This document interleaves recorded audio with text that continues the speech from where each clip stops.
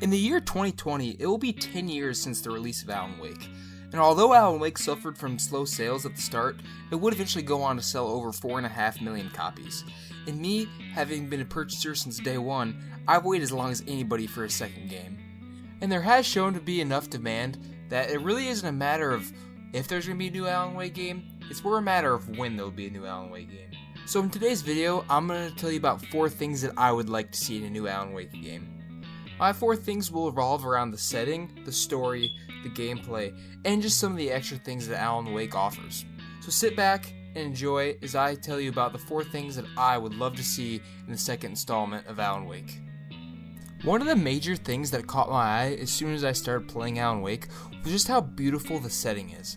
I absolutely adore the town of Bright Falls. To me, it just adds so much atmosphere and just like tranquility. Like, even though the game is supposed to be a horror game and it's supposed to like keep you on the edge, a lot of times I just feel like a sense of peace when I play this game. And I think that has most to do with what the setting has to offer me.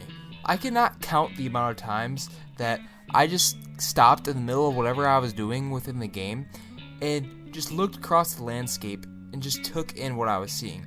Even though it was a video game made in 2010, the graphics really do a lot to bring out everything that makes Bright Falls what it is. So now that I'm done gushing over 2010 graphics, I want to say that I feel like this is something that I want in Alan Wake 2. I don't think there's a need to explore a new area. I mean, it could work. For me personally, I would really love to see the return of Bright Falls. In American Nightmare, they explored the idea of a desert, and I honestly haven't played the game all the way through. I've only kind of played a little bit of the story and some of the arcade elements of it. But to me, a desert just isn't really, I don't know, it just doesn't fit what I'm looking for in Alan Wake. To me, it doesn't really feel like Alan Wake if it's in a desert. The only setting that I personally could see kind of giving that same atmosphere is if it was like a snowy, say, Alaska or like just a different like country in the northern hemisphere. But I don't know, I just feel like Bright Falls was really able to capture the essence of Alan Wake, and to make Alan Wake 2 as good as the first one, I feel like Bright Falls needs to return. I've said it before and I'll say it again. The biggest thing that Alan Wake has to offer is the story. And I think that they pride themselves on that, and they kind of know that that's what is the drawing point for a lot of players. If the game didn't change at all, and the only thing that was different was we continued the story, I would be completely fine with that, and I would buy the game day one for sure. The game pretty much gives us more questions than answers, and that ties to the quote that starts the game where it talks about how kind of the beauty of horror is the fact that it's kind of unknown, and we don't really know why it's occurring. And I expect that this game will follow that path, so I do expect to not really have all the answers even at the end of this game. There is a lot of questions that I would like at least to be elaborated on. For example, what even happened to Alan? What happened to Alice? What happened to Barry? What happened to Rose? What happened to Nightingale? What happened to all these characters? We don't really even... It doesn't give us a clear answer. It gives us maybe like a snapshot, and there's just many theories, and one day I might consider making a video on just the theories of how this game could have ended and what the ending actually means. That's the beauty of this game, is that you can enjoy it without having everything spelled out for us. And I just want to see a continuation of the story. I know that American Nightmare kind of elaborated a little more on Mr. Scratch, but I'm really not 100% convinced that's canon yet. And I do still have to play the game. I kind of have it at the end, but I personally haven't experienced that game myself. But even if American Nightmare is the end of Mr. Scratch, there is still what I assume to be like a 2-year period where we can see what that was meant to be. Or maybe it wasn't really meant to be anything. Maybe it was just something that they kind of added.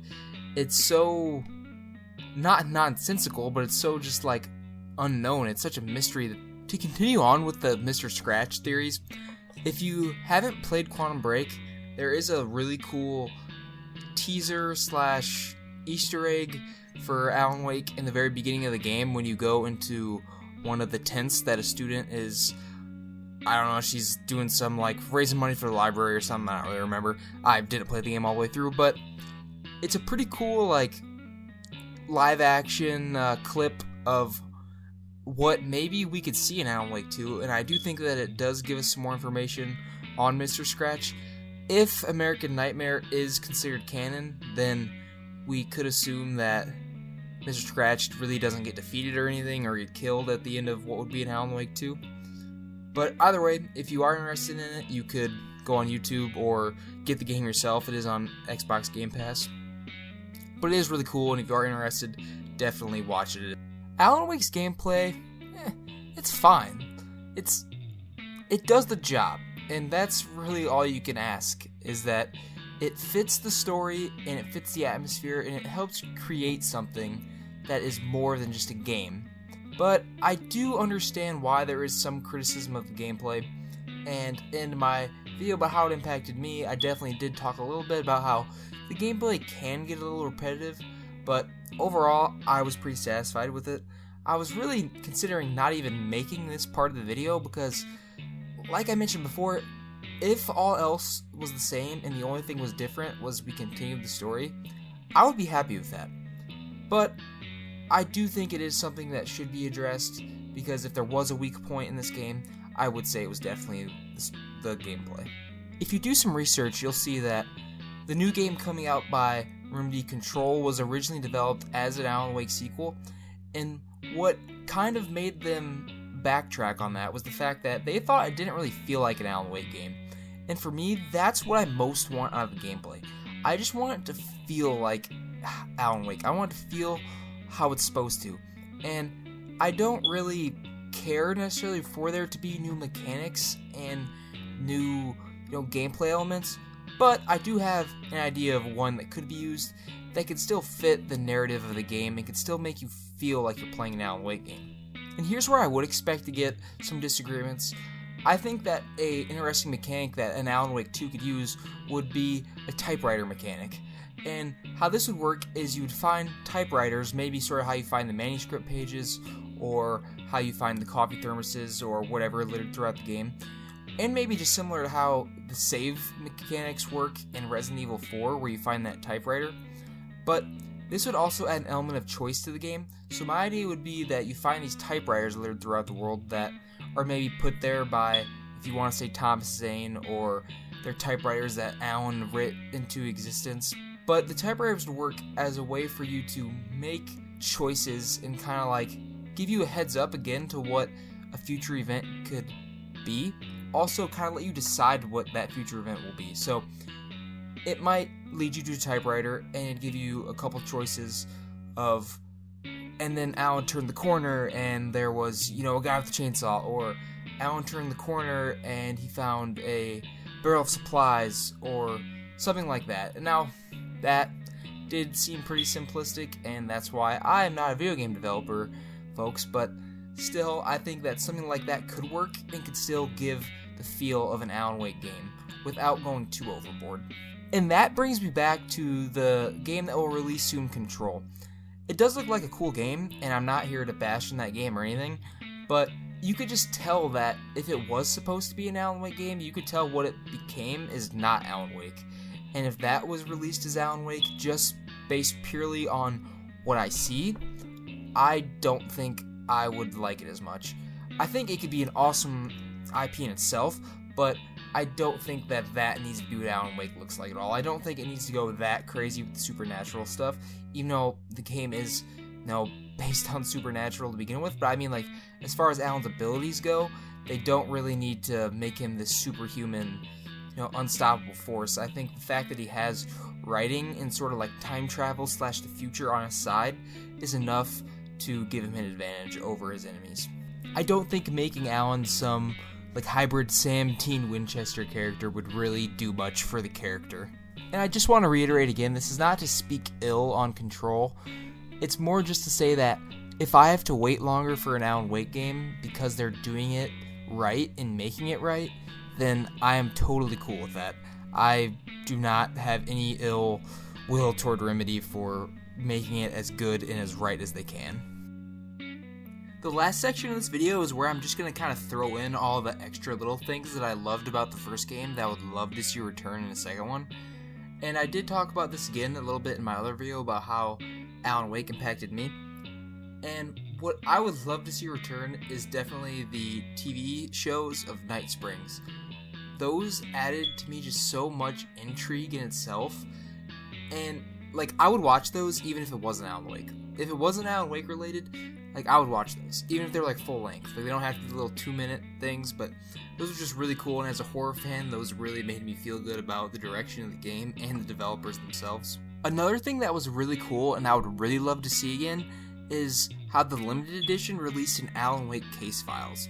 And I actually just ordered one on Amazon and I've never had it before, but just from some of the stuff I've read online, I feel like it explains so much and just gives some more backstory. Like, I always kind of thought that the Nightingale character was kind of weird, and you don't really... It implies that, like, there's something wrong with him and maybe that he wasn't really even there on FBI business, but you, for the most part, just have to make that guess, and as a kid, that was, like, something that I couldn't really make a connection to. And obviously, as I've played it when I'm older, I get it more. But I know the case files elaborates on that and gives some background on him.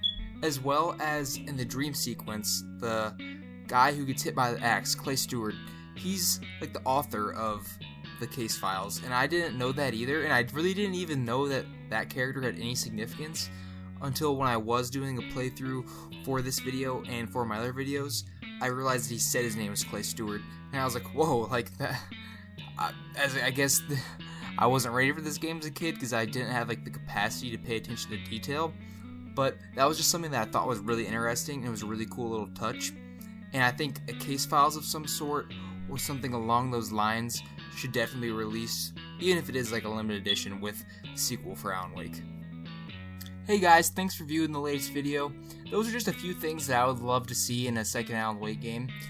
Like I've said before, I don't think the gameplay needs a ton of changes. I mean, it's going to have to be updated a little bit, but, you know, it is what it is. I'm completely fine with it. I know other people might not be.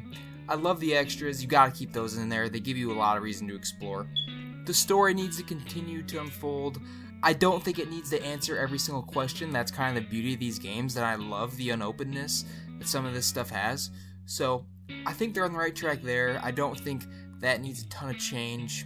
I also spoke on the setting, and while I think Bright Falls is great, and I would just keep it in Bright Falls because I think they could continue to milk some of what Bright Falls has to offer, I think that is probably the thing that would get changed. And you know, I would love to see Bright Falls again, but they've sucked me in enough that even if it's not in Bright Falls, I'm definitely going to buy the game. So what do you guys want to see out of second Alan Wake? Is there some certain changes that you think would make the game better than the first? Or do you think that the mechanics need to change? Or were you just not even a big fan of the game anyway? And if you weren't, I'm not sure you watched the video. But if you haven't seen my first video, I would love for you guys to take a look at that and just leave your opinions on it. This is really only my second real video that I've ever done, so I am still learning. I do want to do some Let's Plays in the future. With the Man of Medan coming out the 30th, I do want to get into that choice-based games, which is kind of my inspiration for my typewriter idea. I will probably do some Until Dawn. I just need to figure out how to get this Let's Play stuff down, because it's giving me a hard time. It's really kicking my ass. I've tried a couple Minecrafts to see how it goes, and it never really works out. So expect some future videos. Definitely, I will be showing off Man of Medan when that comes out. Thanks again, guys. Please leave a comment on what you think I can improve and what you liked and maybe what you disliked. Thanks, guys.